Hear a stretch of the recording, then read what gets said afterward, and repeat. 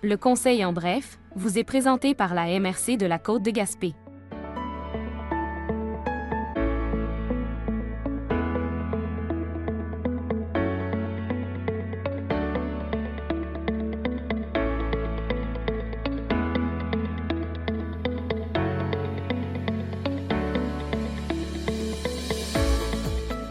Bonjour. La dernière séance publique du Conseil de la MRC a eu lieu le mercredi 14 juin 2023. On s'entretient avec M. Daniel Côté, préfet de la MRC de la Côte de Gaspé et maire de Gaspé, sur les principaux éléments qui étaient à l'ordre du jour. Monsieur Côté, le Conseil de la MRC a accordé des subventions à 6 projets ce mois-ci. Pouvez-vous nous les présenter? Oui, en fait, il y a un total de 44 500 $ qui ont été versés à 6 organisations ce mois-ci lors de la dernière séance du Conseil de la MRC. 2 événements, le Festival de Petit Cap et le Festival Country de Grande-Vallée vont avoir chacun 3 500 $. C'est le maximum possible versus leur budget là, dans le cadre des budgets de la MRC. On a le Sentier international des Appalaches de la Côte de Gaspé qui reçoit un 10 000 $ dans le fonds conjoncturel pour des réparations d'urgence de ces sentiers. On le sait, là, les fortes pluies, etc., des derniers temps ont provoqué des dommages en forêt. Je l'ai martelé mille et une fois lors de nos interventions durant les mesures d'urgence. Mais le Sentier international des Appalaches veut restaurer ces sentiers. Donc, ça implique un investissement et on y va avec un 10 000 $ de ce côté-là.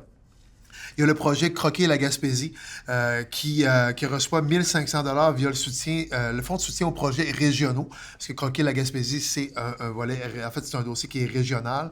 C'est un projet où les autres MRC participent également. 1 500 $ donc de notre MRC. Ça a permis de distribuer des paniers de produits régionaux aux 125 députés de l'Assemblée nationale lors de la journée de la Gaspésie au début juin. Et il y a aussi Culture Gaspésie qui reçoit 1 000 $ aussi dans les projets régionaux pour la promotion du circuit des arts. Puis finalement, la plus grosse aide financière va à la ville de Gaspé et indirectement au centre de ski du Mont-Béchervaise, puisque c'est une contribution de la MRC de 25 000 $ dans le fonds de soutien aux municipalités pour améliorer l'accessibilité au chalet du Mont-Béchervaise. Là aussi, c'est un dossier qu'on avait mis de l'avant lors de la dernière séance du conseil municipal de la ville de Gaspé, dans ce cas-ci, où on avait contribué aussi, on avait confirmé ou donné le contrat de construction à ce moment-là. Mais je suis heureux, autant comme maire que comme préfet, que notre MRC s'associe au projet d'accessibilité au Mont-Béchervaise. Donc, total, 44 500 $ versés à nos organisations.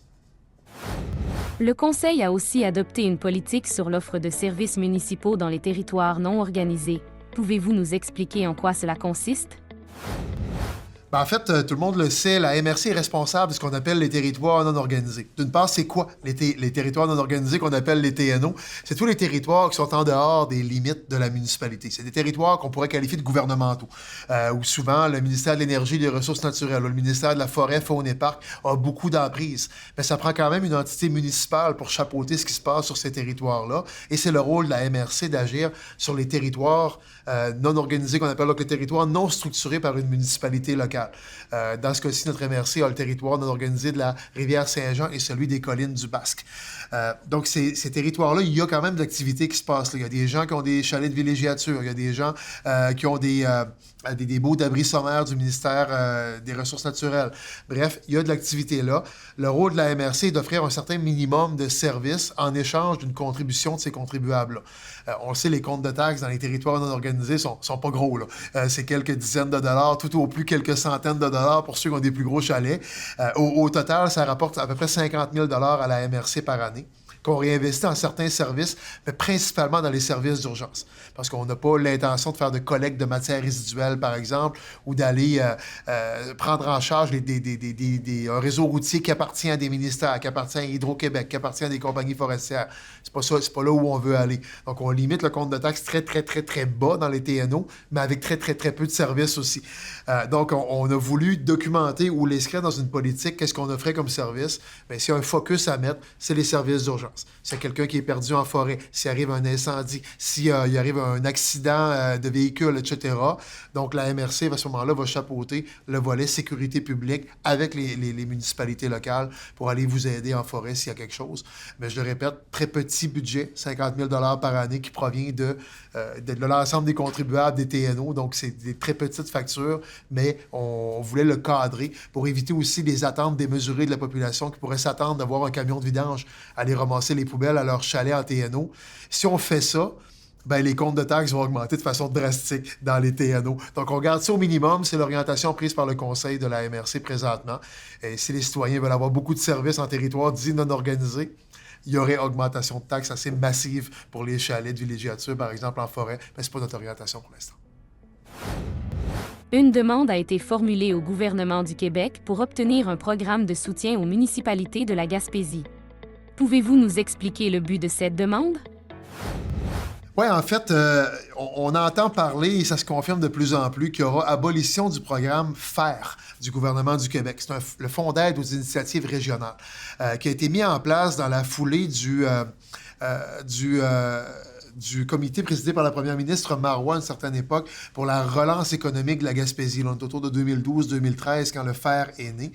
Dans le FAIRE, il y avait une enveloppe spécifique pour les municipalités où on pouvait faire des travaux, par exemple des travaux d'aménagement récréo-touristique ou des petits trucs très simples qui ne sont pas des montants astronomiques. Par exemple, sur la MRC Côte-de-Gaspé, on recevait une enveloppe de 80 000 $. 40 000 allaient à la ville de Gaspé et 10 000 à chacune des autres municipalités.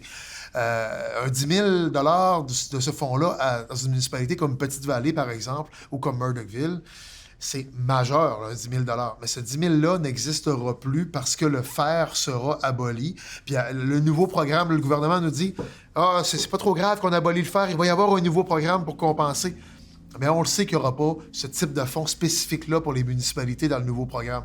Donc, pour des municipalités, gaspiller le 40 000 de moins, il nous fait grincer des dents, mais on va survivre.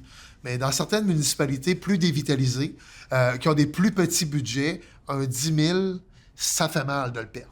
Fait que c'est un peu ça qu'on vient dénoncer et demander par ailleurs, parce qu'on va être constructif, demander au gouvernement de prévoir une forme de compensation pour les municipalités, pour qu'on puisse faire des travaux récréo-touristiques comme on le fait depuis des années. Puis avant ce volet-là du FAIRE, il y avait les anciens FADT, avant ça, les anciens FACEM, qui permettaient ce genre de travaux-là, qui permettaient d'embaucher du monde pour faire ce genre de travail-là. Mais là, ce ne sera plus possible parce que ce fonds-là sera aboli, à moins que le gouvernement nous entende et décide de remettre un volet similaire dans un prochain programme. La MRC a nommé des représentants au COREC, à l'AFOGIM et au comité appui. Qu'est-ce que cela signifie? En fait, la MRC délègue des représentants sur une panoplie de comités, surtout régionaux, parfois élargis, parfois plus larges que régionaux. Par exemple, c'est la MRC qui désigne des représentants sur les régies régionales, style les transports. Ben, si je suis président de la Régie des transports, c'est parce que j'ai été désigné par ma MRC pour siéger au CA de la Régie des transports. Dans ce cas-ci, on a renouvelé Mme Ritchie-Roussy, la mairesse de Murdochville, comme représentante de notre MRC sur la COREC. La COREC, c'est l'instance qui chapeaute le 911, si on veut, dans l'Est du Québec. Donc, ça regroupe les MRC de la Gaspésie, des Îles-de-la-Madeleine, du Bas-Saint-Laurent et de la Côte-Nord. La COREC, le CA, est présidé par la mairesse de Forestville. Ça fait quand même plusieurs années que Mme Ritchie-Roussy représente notre MRC au sein de la COREC. Donc, dans ce cas-ci, on a voulu la renouveler pour un mandat de 2 ans. L'AFOGIM, maintenant, c'est l'Agence régionale de mise en valeur des forêts privées en Gaspésie aux Îles-de-la-Madeleine. Dans ce cas-ci, il y a 2 représentants municipaux pour l'ensemble de la Gaspésie. Il y en a un pour le nord de la Gaspésie et un pour le sud de la Gaspésie. Donc, le nord, c'est les MRC Haute-Gaspésie et Côte-de-Gaspé qui doivent s'entendre pour nommer quelqu'un. Et dans ce cas-ci, les 2 MRC sont entendus pour renouveler le mandat de M. Noël Richard, maire de Grande-Vallée. Grande-Vallée est une communauté forestière. M. Richard est très impliqué au niveau de la communauté forestière, a une bonne connaissance des enjeux forestiers. Donc, il y a un consensus des 2 MRC pour nommer M. Richard une nouvelle fois au CA de l'AFOGIM pour représenter le milieu municipal du nord de la Gaspésie. Et troisièmement, il y a le comité appui, qui est un peu le comité qui valide les démarches de la démarche intégrée en développement social de la Côte-de-Gaspé. Dans ce cas-ci, c'est la nouvelle mairesse de Petite-Vallée, Monica Tate, qui a été nommée pour représenter la MRC Côte-de-Gaspé, ou les élus de la Côte-de-Gaspé plutôt, parce que le comité est déjà constitué de gens du territoire de la MRC, mais ça prenait un ou une élue, et c'est Monica qui a dignement accepté de nous représenter au sein de cette instance. Y a-t-il un dossier qui ne figurait pas à l'ordre du jour de la séance régulière de la MRC, mais dont vous aimeriez nous parler? En fait, on fait beaucoup de représentations que je dirais politiques, notre MRC. On siège sur des instances régionales, on le disait tout à l'heure, on siège aussi sur des instances nationales. À la fin mai, début juin, il y avait quand même beaucoup d'activités dans le giron politique et notre MRC, en fait, nos élus et notre DG, on s'est dispersés un petit peu partout pour faire des représentations. Du côté de notre DG, Bruno Bernatchez, et de la mairesse de Murdochville, on les a délégués pour aller du côté de l'Assemblée des MRC du Québec, à Québec.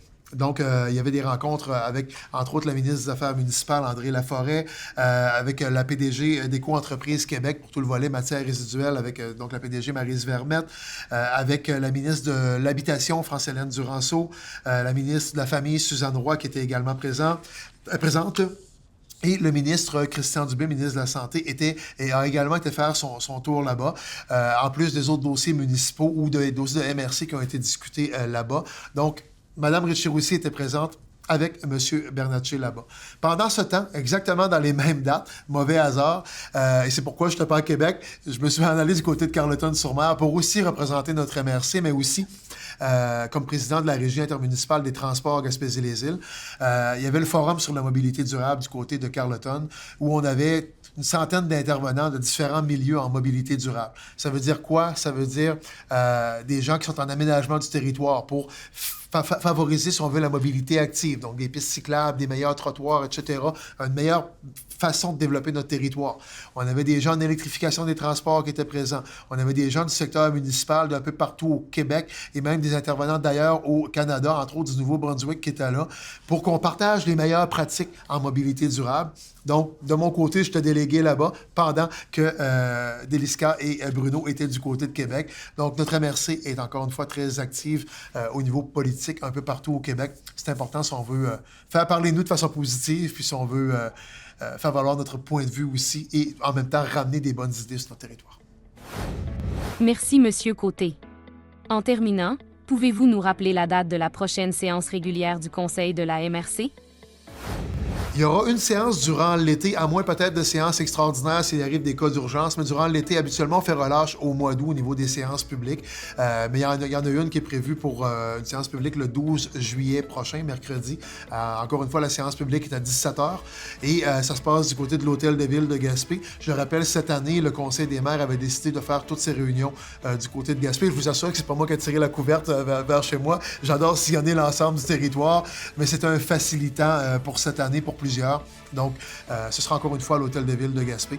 Et peut-être que l'année prochaine, on retournera sur l'ensemble du territoire. Si n'en tient qu'à moi, ce serait ça. Mais je ne mets pas de pression sur mes collègues. C'est un choix collectif qu'on fait. Je me relais à la majorité. Donc, je le rappelle, 12 juillet prochain, 17h à l'Hôtel de Ville de Gaspé. Évidemment, on ne voit pas souvent de public, mais s'il y a du public qui est intéressé à savoir ce qui se trame, oui, on communique de cette manière-là via les ondes de nos télés communautaires. Mais s'il y a des gens qui veulent venir nous voir, qui veulent venir poser des questions pour ce qui concerne la MRC, évidemment, nos portes sont ouvertes et on est toujours heureux de vous accueillir. Merci beaucoup.